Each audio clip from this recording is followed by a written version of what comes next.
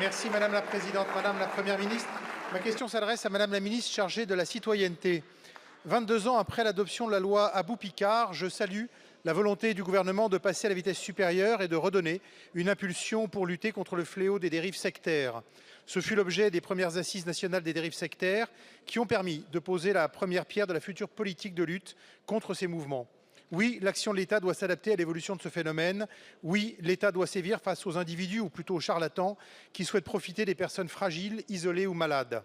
L'annonce du gouvernement vendredi dernier, à l'issue de ces assises, d'encadrer les pratiques de soins non conventionnels, comme la naturopathie, la lipolyse ou les médecines énergétiques, qui prolifèrent depuis la crise sanitaire, est une bonne nouvelle et je m'en réjouis.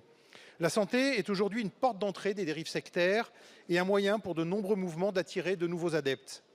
Dans son dernier rapport, la Miviludes dénombre dans le pays près de 4000 psychothérapeutes autoproclamés, c'est-à-dire n'ayant suivi aucune formation et n'étant inscrits sur aucun registre.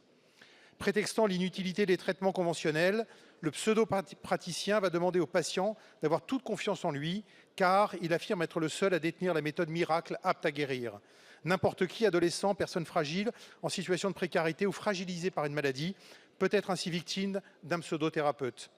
À l'heure où notre système de santé connaît déjà une crise profonde, ne rajoutons pas à cela une profusion de ces dérives qui brouilleraient encore plus l'accès aux soins pour nos concitoyens.